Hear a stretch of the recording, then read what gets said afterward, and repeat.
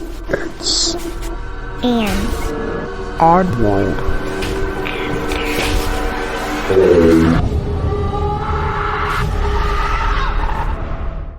Hey oddballs, I'm your host Jensen, and welcome to episode 63. You know, I am so happy because it is actually starting to feel like fall, and I absolutely thrive this time of year, so I am totally here for it. And honestly, I just want to know how many of you are here for it too, so go find this post of this episode and let me know. But happy birthday to you September 13th babies. We're going to learn a little bit about you, and here we go. Happy birthday. Those born on September 13th are remarkably self-sufficient individuals who, despite their somewhat abstract interest in humanity as a global entity, may appear to others to be remote, even standoffish figures. This is not an entirely fair assessment. However, for these people are sensitive and may be deeply moved by their strong feelings of empathy with those who are miserable or in trouble. It is just that they would prefer to be able to pursue their intellectual interests and thereby contribute to human knowledge, undisturbed by the trivia of everyday existence. In many respects, those born on this day may often be characterized as workaholics and, although otherwise genuinely positive and good-humored, grow restless if circumstances prevent them from immersing themselves in a particularly absorbing undertaking. Blessed with keen concentration and application, they will rarely abandon a project or problem until they have completed or solved it to their own satisfaction. These individuals will thrive in any professional field where they are both constantly challenged and allowed total autonomy. Their problem-solving talents make them suited to scientific or business careers, although their original and imaginative approach also augurs well for writing and design.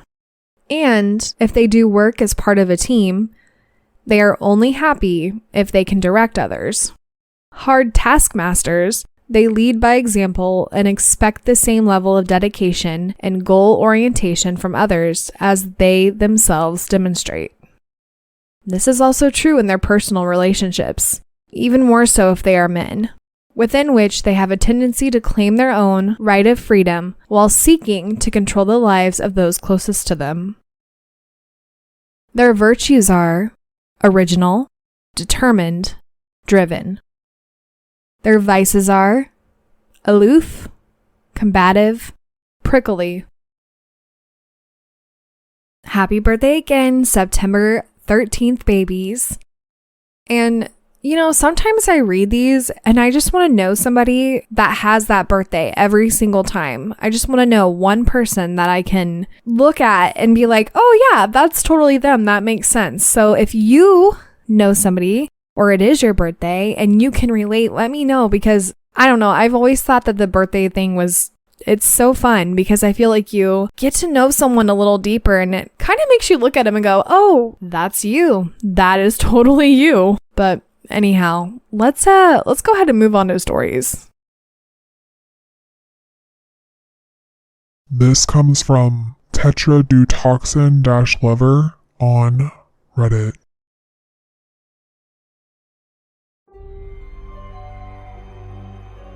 Last year, I visited my mom's childhood home. It's right off of a lake and used to be a burial ground for Creek natives. She talked about how her neighbors might have taken burial artifacts during the time that they were making the lake. This left me, as do most things related to the treatment of native lands, pissed. I was walking alone on the bank above the beach, just vibing with the energy there, thinking about the people that used to live there and were buried there. I began singing a tribal song to whatever energy was left there. During my walk, I picked up 4 very tiny rocks that were native to the area. I was going to give them to my friends as gifts.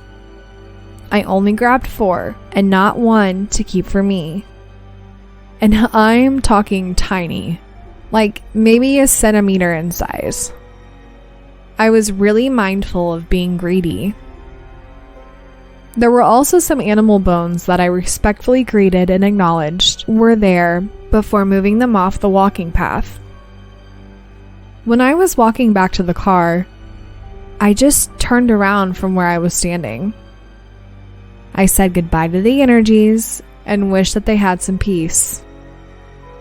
I was shocked what I saw behind me. On the ground, like 5 feet behind me, was a perfect goosewing feather on the path. It wasn't there before. There wasn't a single bird around, and I would have seen it off the path on the ground. It didn't come from above. There weren't any trees in the spot. I believe it was a gift. It didn't feel wrong to take it, so I did. Nothing weird happened all the way home in another state. Flash forward and I give my friends their rocks. I know 1 or 2 of them were very dismissive of my gift. I'm not sure one of them even kept his.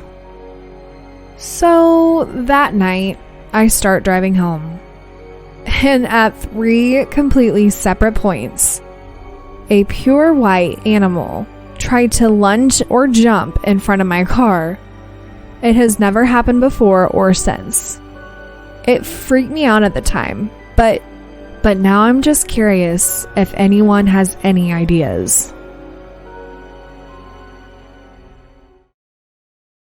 I appreciate that this person was very respectful. And I mean, honestly, regardless of where you're at, if you're investigating, you should always be super respectful and be respectful at graveyards too, regardless. And that's the one thing I feel like a lot of people don't have anymore, I guess. And I could be totally wrong, but just like having a little more respect for things and people. And even if you think it's bullshit, like just have some respect, I guess. But anyhow, I don't really have a whole lot of knowledge in this area. So if you do, please let me know what this could be. It's super interesting because this person was, like I said, respectful. So I can't understand why something would come and lunge at their car.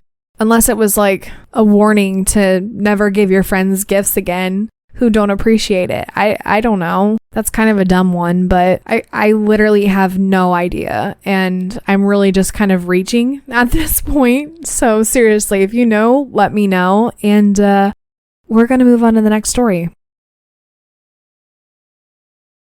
This comes from Comprehensive Tale 882 on Reddit.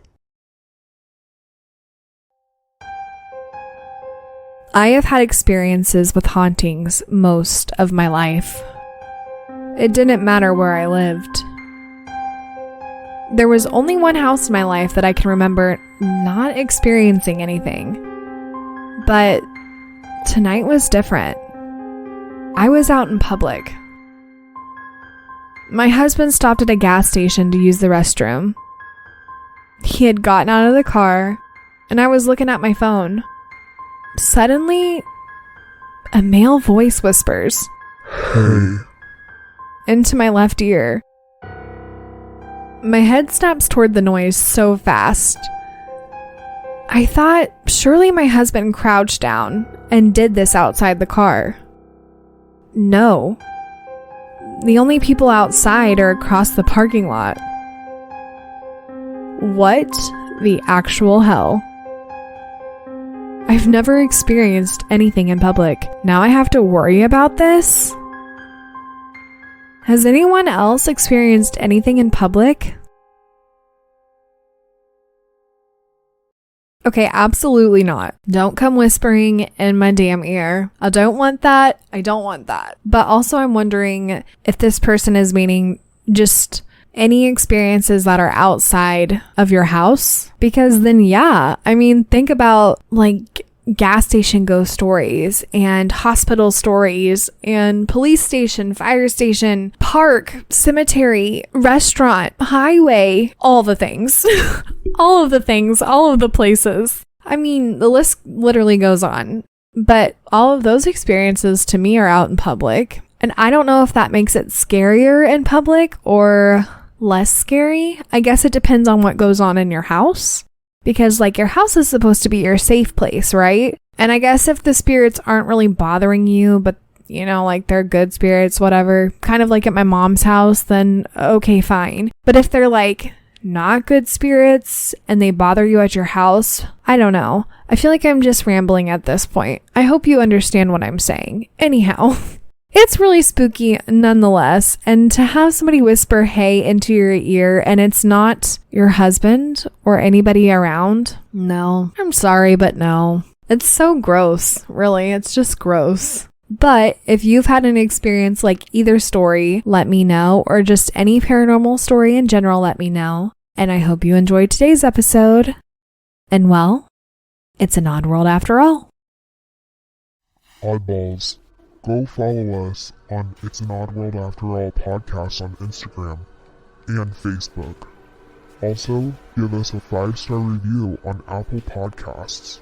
If you have a story you would like to share, email us at it'sanoddworldafterall@gmail.com or message us on one of our social platforms. Don't forget to share us with your family and friends. And check out our website, it'sanoddworldafterall.com.